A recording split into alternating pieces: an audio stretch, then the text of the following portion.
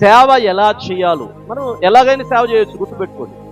కానీ దేవుడు మెచ్చే పద్ధతిలో సేవ చేస్తే అది నిలబడుతుంది. యోగ్యమైన పద్ధతిలో సేవ చేస్తే అది దేవుడు సంతోషిస్తాడు. మనం సేవ బాగా చేయొచ్చు, ఆర్భాటంగా చేయొచ్చు. ఒక సేవకుడు సేవ చేసాడంట. ఆయన జీవితంలో ఫ్రంట్ లైన్ చర్చి, మేబీ అది లూథరన్ చర్చి అయి ఉండొచ్చు, లేకపోతే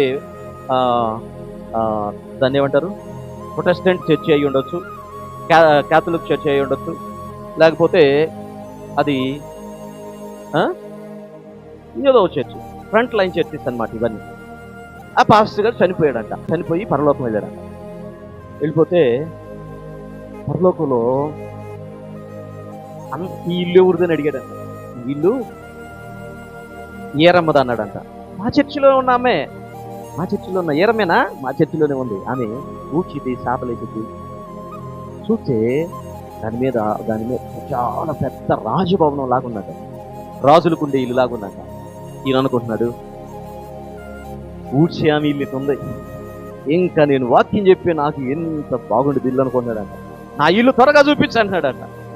ఆడికెళ్ళి చూస్తే 4 నిట్టాళ్ళు వేసి పైన ఒక గ్రీన్ మ్యాట్ వేసి ఉందంట. ఇదే నీ ఇల్లు అన్నారంట. సరిగా చెప్పు అంటున్నాడు అంటే ఈయన. సరిగా చెప్పేది ఏందయ్యా, ఇదిగో దీని మీద నీ పేరే ఉంది, రెవరెండ్ యోహోన్, ఇదిగో ఇదే నీ పేరు.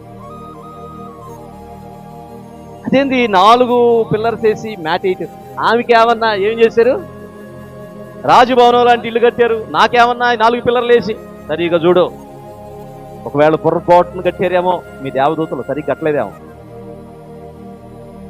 సరే నువ్వేం చేసావు చెప్పు అన్నాడట. నువ్వు ఏం చేసావు, దేవుని రాజ్యం కొరకు నువ్వేం చేసావు అవి చెప్పు, దానిని బట్టి నీ ప్రతిఫలం ఏంటో నీకు అర్థమవుతుంది. ఏం చేసావు చెప్పు అంటే వెనక తిరిగి చూసుకున్నాడంట. ప్రసంగం ఆయన దేవుని కోసం ఎప్పుడు చేయలేదంట. దేవునికి స్తోత్రం. ఎవరి కోసం చేశాడు? మనుషుల కోసం చేశాడు. దేవునికి మహిమ కలుగును గాక. అయ్యగారు ఈ రోజు అసలు దంచి పడేసావు నువ్వు అని అన్నారంట వాళ్ళు. ఎవరు? ఆ చర్చిలో 2 బ్యాచ్లు ఉంటాయి. చర్చిలో ఎన్ని బ్యాచ్లు ఉంటాయి? ఈయనకి అనుకూలమైన బ్యాచ్ ఒకటి, అనుకూలం కాని బ్యాచ్ ఒకటి. ఈయన వాక్యం అంతా ఎవరి కోసం రాసుకుంటాడు? అనుకూలంగా లేని వాళ్ళ కోసం రాసుకుంటాడు. దంచి పడేస్తాడంట. ఓకే, ప్రసంగం కాడ ఏమైపోయింది? సరే, ఏ రోజు కానుక వేసావు చెప్పు అన్నాడు.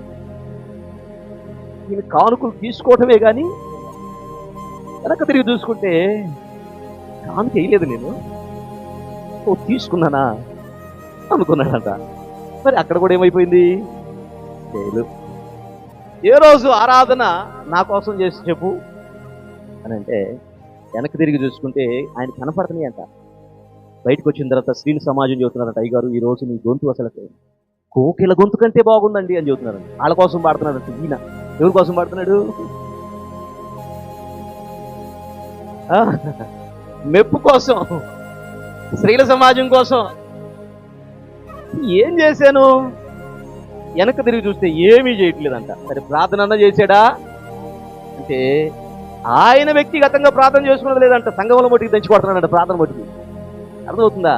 వ్యక్తిగతంగా ఇండివిజువల్గా పర్సనల్ ప్రేయర్ లేదు. నా కొడుకు నువ్వేం చేసావు, ఎందుకు ఏమి ఇవ్వాలి నీకు, అదే ఎక్కువ నీకు అన్నాడంట. అది డౌట్ వచ్చి సరే ఈ అయినా ఎందుకు వేసావు చెప్పు ప్రభు అన్నాడంట. ఆదివారం మిగిలిపోయిన అన్నం ఒక అడుక్కునేవాడికి పెట్టేవు నువ్వు అని అన్నాడంట. అమ్మయ్య, దానికి ఒక పిల్లర్ వేసాడంట. దేవునికి స్తోత్రం.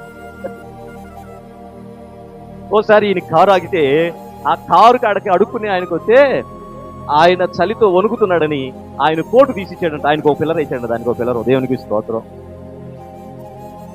ఇట్లా చిన్న చిన్న కార్యక్రమాలు చేస్తే దేవుడు ఏం చేశాడు తెలుసా? 4 పిల్లర్లు లేపి గుడారం వేసాడంట.